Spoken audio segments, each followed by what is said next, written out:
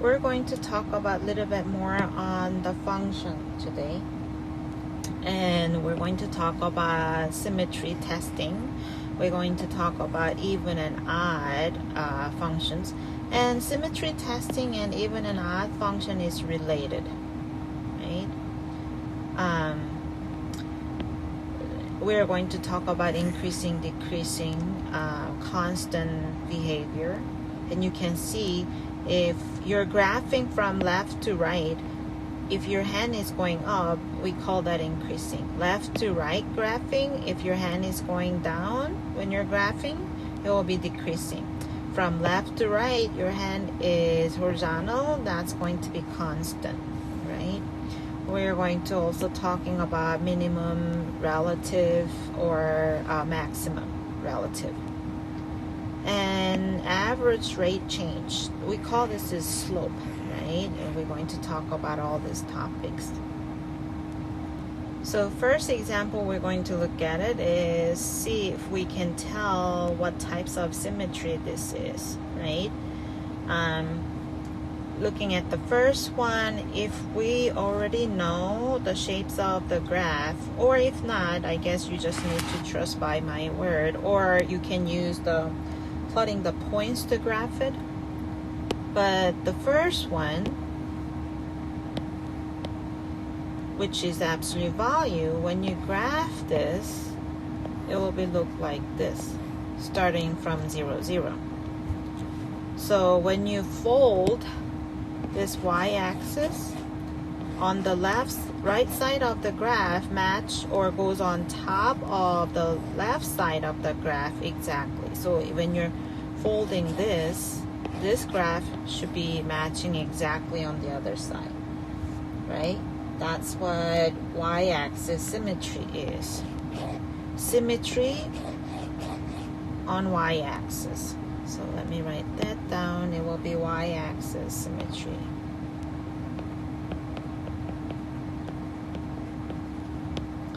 What about the second one? Second one is quadratic equation, but quadratic with the domain of the first one. I mean the y values. So when you graph that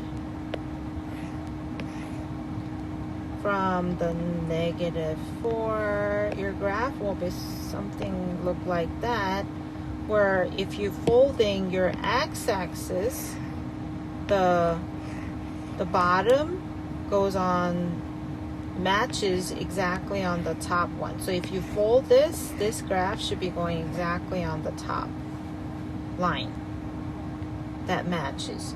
So in that case, we wanted to say this is going to be x-axis symmetry.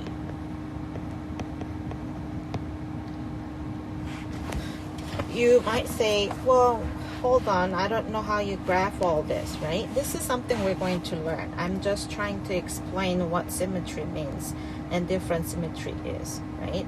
We're going to learn how to graph all these different types of equations throughout the different sections. What about if we have C? Remember that when you have a square for x, square for y, that's going to be circle, right?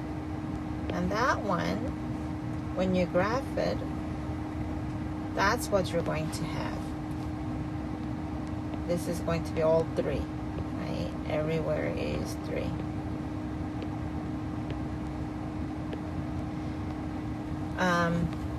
And this one is going to be called all types of symmetry, but the reason I wanted to show you this is going to be origin symmetry. So origin symmetry is if this line right here is matching on the third quadrant line. So if you're folding x-axis and y-axis at the same time, this line is going to be on top of this line. In other words, this line, when we fold it, will be on top of this line. In that case, we're going to call that as the origin symmetry.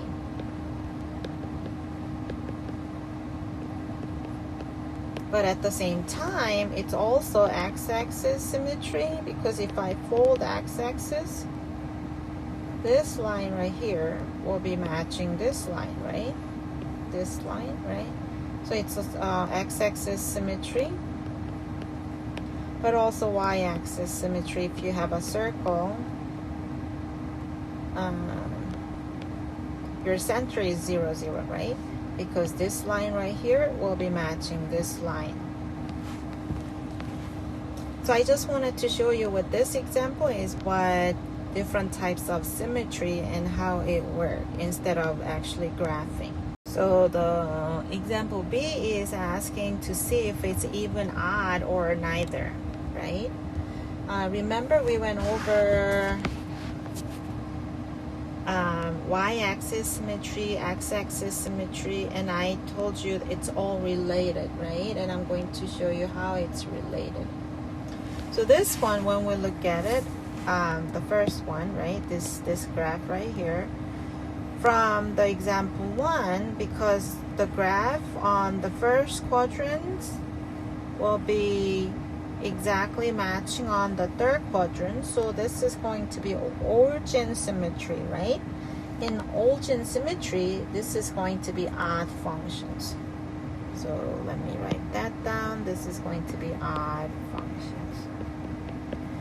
Origin symmetry is odd functions.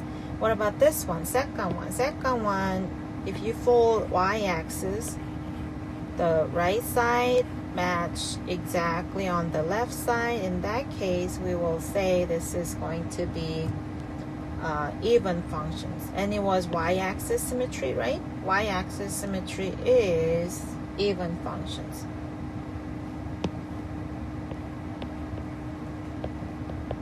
What about this one? The third one, your graph is only on the first quadrant.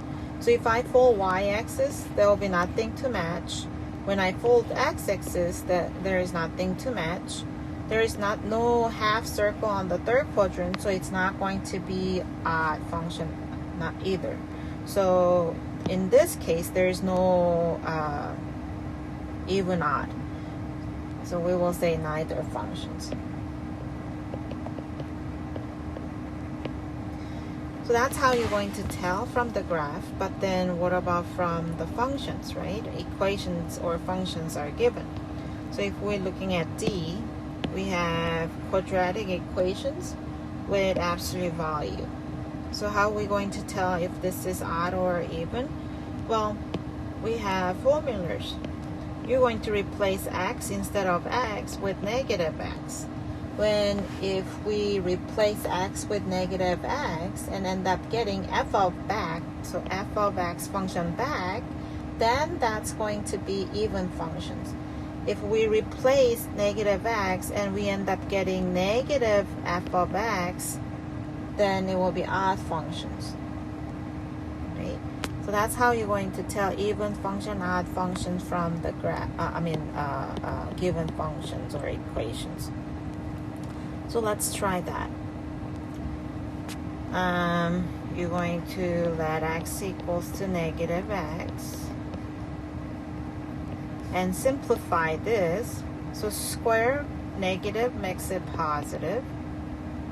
I guess I don't need the parenthesis. Absolute value, it makes positive also, right?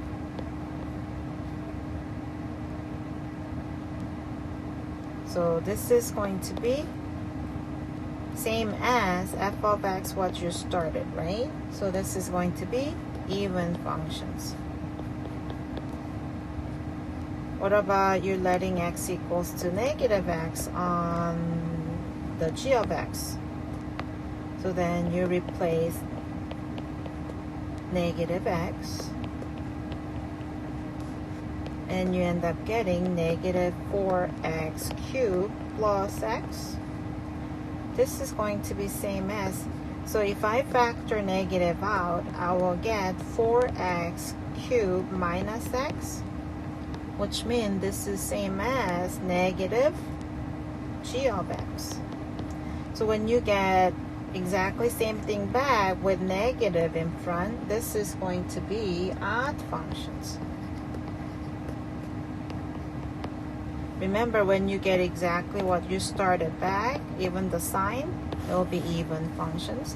When you get negative of the given function, that will be odd functions. Let's try one more. So you're going to let negative x instead of x.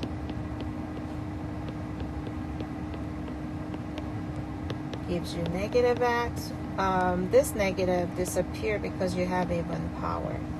And when you factor negative out, this negative, you get x over x squared minus 1, which is negative of h of x, what you started, right? So this is going to be odd functions.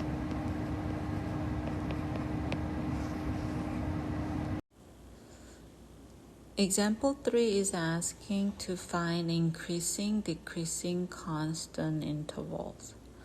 So increasing is when you're graphing from left to right. If your hand is going up, that's going to be increasing. So drawing from left to right, if your hand is going up, is increasing. From left to right, if your hand is going down, it will be decreasing.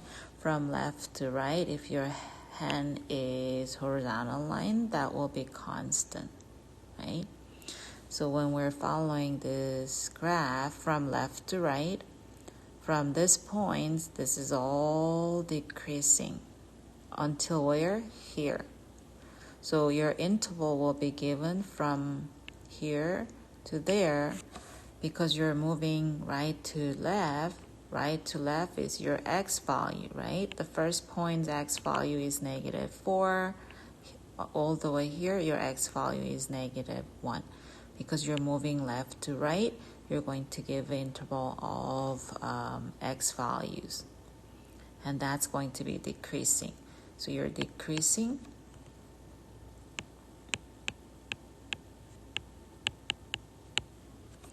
You're going to have start from negative 4 to negative 1, right? From here to here is all decreasing because your hand is going down.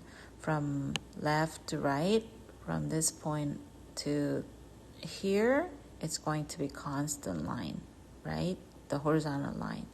And your interval, your x is going to be negative 1, 2, all the way to 2. So constant is negative 1 to 2. And we never use the bracket notation here because the point itself, we don't know if it's including or including or not including. So if you're looking at this point itself, we don't know if this point is decreasing or increasing. The point itself, you don't know. It had to be line to tell if it's increasing, decreasing. So increasing, decreasing constant, it will be always parenthesis, never bracket. Okay, parenthesis. And from here to here, that's going to be going up. Your hand is going up, means increasing. Your interval is 2 to 3, right? Because left to right, from 2 to 3. And then from 3 to all the way to positive infinity because you have an arrow, right? 3 to positive infinity, that's going to be another decreasing. Right? That's how you're going to find increasing, decreasing, and constant. Example 4. Example 4, your graph is given g of x. So this is g of x, right? G of x, given graph. We wanted to know if we can locate relative maximum. The location and values, right? So location and value for relative maximum. So when it's a relative maximum, we're not going to include the arrow. We're going to exclude arrow. So without looking at the arrow, the highest point on your graph is going to be this, right? So again, this is keep going up. So that's why we wanted to exclude that. We don't know where to stop. So we wanted to exclude that going up arrow. So by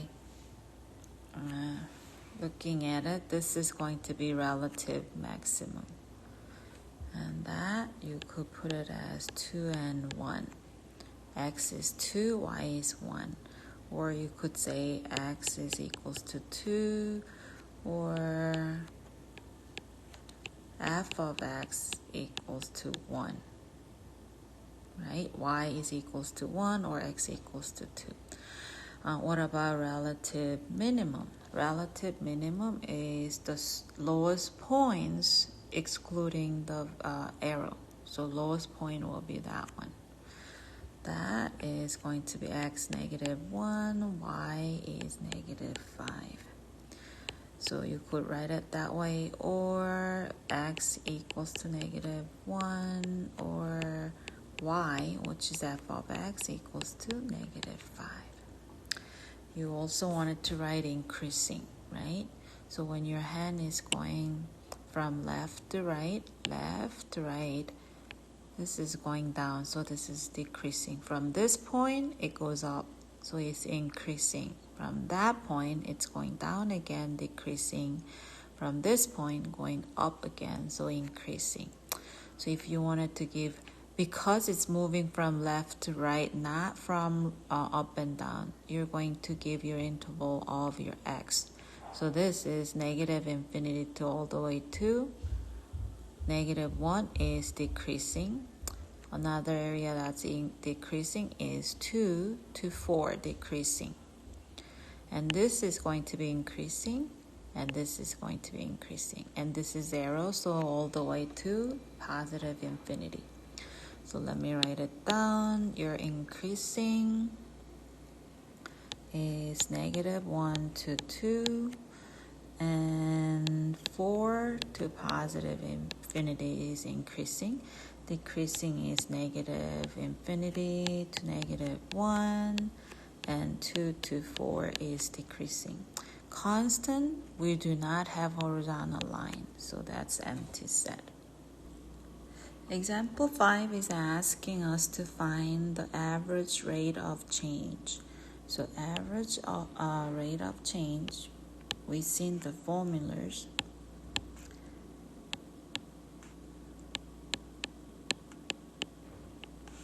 Over f of b minus f of a over b minus a. That's the formula of finding our average rate of change. So if we say 1 is A, right? This is A, this is B. Then we will have f of 3 minus f of 1 over 3 minus 1. And what's f of 3? F of 3 is going to be replacing, instead of here, f of x, instead of x, we're going to replace 3. That's what f of 3 is going to be. So all the x becomes 3, which is 3 squared is 9. 9 times 3 is 27. And f of 1 is going to be all the x replaced by 1. So that will be 3 times 1, which is 3. So when we replace that, right, replacing this, we end up getting 27 minus 3 over 3 minus 1 is 2. That gives you 24 over 2, which is 12. That will be average rate of change for f of x from 1 to 3. Let's try one more time. So the first number will be A. Second number will be B.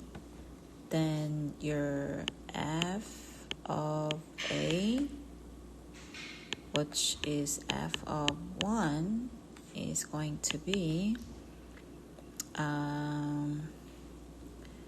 3 times 1 square. So that will be 3. And then if you wanted to find f of b, which is f of 7, replacing x with 7, you get 7 squared. 7 squared times 3, you get 147. So that will be f of 7. And then average rate of change, you will have f of b, which is 7, minus f of a, which is 1, over 7 minus 1. And we have those values already. So f of 7 is 147, f of 1 is 3, over 7 minus 1 will be 6. So that will be equals to 144 over 6, and that gives you 24. That will be average rate change for the second problem.